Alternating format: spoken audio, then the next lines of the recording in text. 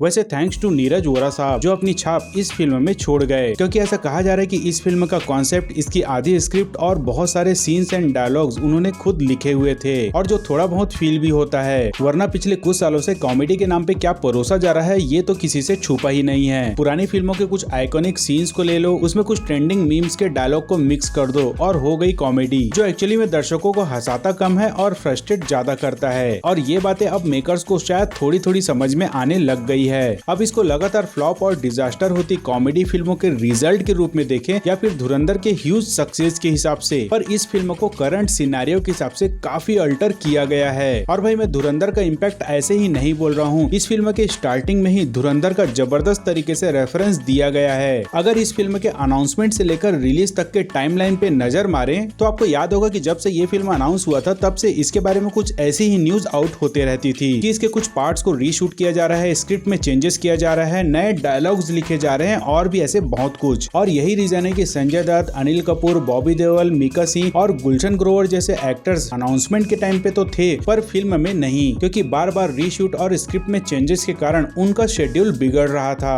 और फिल्म देखते समय ये क्लियरली समझ में आता है कि किसका रोल किसके लिए रखा गया था। खास तौर से लास्ट वाला ट्विस्ट शायद संजय दत्त के लिए ही था। अब वो ट्विस्ट क्या है वो तो आपको फिल्म देख कर ही समझ में आएगा, पर शुरुआत के कुछ सीन्स में ही धुरंधर के रेफरेंस वाले डायलॉग्स ये बताता है कि धुरंधर के ह्यूज सक्सेस ने फिल्म मेकर को एक बार फिर से सोचने पे मजबूर कर दिया होगा और इसीलिए कुछ सीन्स को रीशूट किया गया धुरंधर के बाद और शायद एडिटिंग भी उतनी ही तगड़ी की गई। और शायद यही एक रीजन है कि इतने सारे चेंजेस के कारण ही इस फिल्म में हमें पैच वर्क फील होता है। क्लियरली समझ में आता है कि फिल्म को और भी ज्यादा फनी बनाने के लिए मेकर्स और इवन एक्टर्स भी अपनी जी जान लगा रहे हैं। बैक टू बैक कॉमेडी वाले डायलॉग्स और सिचुएशन शायद इसीलिए डाले हैं ताकि लोगों का ध्यान इसकी स्टोरी लाइन और कॉन्सेप्ट पे ज्यादा ना जाए। अब मेरे यहाँ बोलने का मतलब ये भी नहीं है कि ये फिल्म कोई ब्रिलियंट एंड परफेक्ट कॉमेडी वाली फिल्म है, नहीं, ऐसा बिल्कुल नहीं है, पर एटलीस्ट यहाँ ये तो कोशिश की गई है कि दर्शक बुरी तरीके से फ्रस्ट्रेट ना हो। फिल्म में ऑलमोस्ट हर एक्टर अपना और अपनी इंडस्ट्री का मजाक उड़ाते हुए नजर आ रहे हैं, जिसपे दर्शक एक्चुअल में हंस रहे थे और कुछ जगह तो तालियां भी बजा रहे थे। जॉनी लीवर की अचानक से साइलेंट हो जाने वाली बीमारी, फरीदा जलाल का तोतलाना, किरण कुमार की हार्ड उर्दू और परेश रावल का स्टोरी एक्सप्लेन करने का तरीका दर्शकों को लगातार हंसाने की कोशिश करते रहती है। इसमें मीम्स को उठाकर सीधे डायलॉग्स में कन्वर्ट नहीं किया गया है और जहाँ किया भी गया है वहाँ वो फोर्सफुली फील नहीं होता है। हालांकि सुनील शेट्टी की आवारा पागल दीवाने वाली जो भूल जाने वाली बीमारी है, उस सीन को जब रिक्रिएट किया गया था तब मुझे लगा था कि बार बार इसे दिखाकर लोगों को बोर किया जाएगा, पर ऐसा नहीं होता है। सुनील शेट्टी का ऐसा सीन हार्डली 2 या 3 बार ही आता है, बट आई एम 100% श्योर और भी ऐसे सीन्स रहे होंगे जिसे बाद में एडिट में उड़ा दिया गया होगा। दिशा एंड जैकलिन को क्यों लिया गया है ये बताने में भी ये फिल्म हिचकिचाती नहीं है और न ही जबरदस्ती उन्हें एक्स्ट्रा फुटेज दिया गया है। अब ये बस केवल मैं फील किया या कोई और भी फील किया हो प्लीज कमेंट करके बताना, पर बहुत समय के बाद एक्चुअल में मुझे ये फील हुआ कि ओजी अक्षय कुमार इज बैक। लग रहा था कि बस यही अक्षय कुमार तो हमें चाहिए। एफर्टलेस एक्टिंग एंड कॉमेडी, बहुत सारे एक्टर्स होने के कारण ये फिल्म बड़ी ही तेजी से जंप करते जाती है। कृष्णा एंड किकू शारदा के पोटेंशियल का ऑलमोस्ट कोई यूज नहीं होता है और भाई दलेर मेहंदी का पूरे फिल्म में बस उतना ही डायलॉग था तो उसे ट्रेलर में दिखाकर वेस्ट क्यों किया? कम से कम डायरेक्ट फिल्म में दिखाते तो लोगों को एक सरप्राइज टाइप का फील होता। बाकी फिल्म में जितने भी एक्टर्स थे उन्होंने एक्चुअली में अपना 100% दिया है। अब अगर इस फिल्म के कुछ फ्लॉज की बात करें तो भाई वो भी भर भर के हैं और इसमें कोई डाउट नहीं है और सबसे बड़ी बात ये एक्सपेक्टेड ही थी। बट मुझे लगता है कि मेकर्स अगर इस पे काम कर लेते या थोड़ा बहुत और एक्स्ट्रा दिमाग लगा लेते तो ये फिल्म एक परफेक्ट कॉमेडी फिल्म बन सकती थी। स्टोरी के हिसाब से ऐसा बताया जाता है कि एक सिचुएशन ऐसा भी आता है कि उन्हें एक ही दिन में पूरी शूटिंग खत्म करनी होती है, जिसके कारण वो गोरिल्ला शूटिंग मोड पे चले जाते हैं और वो कैमरा को रैंडम प्लेस कर देते हैं और कुछ कैमरा को यहाँ सामने में माउंट कर देते हैं। और भाई कैमरा भी कौन सा, मोटो व्लॉगिंग वाला कैमरा। और उससे भी फनी बात ये लगी कि पूरे सीन में ये समझ में आता है कि कैमरा का जो डायरेक्शन है वो नीचे के साइड है, जिससे क्लियरली समझ में आता है कि सारे कैमरा रिकॉर्डिंग नहीं कर रहे हैं। और सबसे बड़ी बात ऐसे करके वो पूरी फिल्म शूट कर भी लेते हैं और लास्ट में वो फिल्म हिट भी हो जाती है। जबकि वो ऐसे भी दिखा सकते थे कि कोई सा भी फुटेज सही तरीके से नहीं आया और फिल्म अंत में बुरी तरीके से फ्लॉप हो जाती है और जो बिजनेसमैन ब्लैक मनी को व्हाइट मनी में कन्वर्ट करने के लिए ये सब करवाता है वो और ज्यादा बर्बाद हो जाता है। और सिंस उस बिजनेसमैन को अंत में दिखाया भी नहीं गया है तो ये शायद उतना मैटर भी नहीं करता और फेक फिल्म और फेक एक्टर्स के ऊपर ये एक बढ़िया कॉमेडी भी हो जाती और एक लॉजिकल एंडिंग टाइप का भी फील होता। एनीवेज ये फिल्म दिमाग लगाने के लिए तो बिल्कुल भी नहीं बनी थी और ना ही लॉजिक ढूंढने के लिए। और सबसे बड़ी बात मेकर्स ने खुद इन चीजों पे कोई एफर्ट नहीं डाला, क्योंकि अगर ऐसा होता तो तो इतनी बेसिक चीज तो कोई भी सोच लेता कि बॉर्डर पार करके शूटिंग करने कौन जाता है भाई, वो भी आर्मी की 3-3 हेलीकॉप्टर से। और फाइटर प्लेन उस जगह को पूरी तरीके से उड़ा देता है, पर उसमें बचता कौन है? लीड एक्टर और उसके कुछ साथी। खैर इतनी सर्जरी, चेंजेस और पैच वर्क के बाद भी अगर ये फिल्म 30% भी लोगों को हंसाने में कामयाब हो जाती है तो डेफिनेटली मेकर्स एंड एक्टर्स इसे अपनी सक्सेस ही मानेंगे। और इसीलिए मुझे लगता है कि ये फिल्म उतनी ट्रोल डिजर्व नहीं करती जितनी लोगों ने पहले से एक्सपेक्ट करके रखी हुई थी। वैसे अगर आपने ये फिल्म देख लिया है तो अपने रिव्यू कमेंट सेक्शन में जरूर शेयर करें। तो मिलते हैं दोस्तों जल्द ही अगली किसी डीसी गर्ल के रिव्यू के साथ। तब तक के लिए टाटा बाय बाय एंड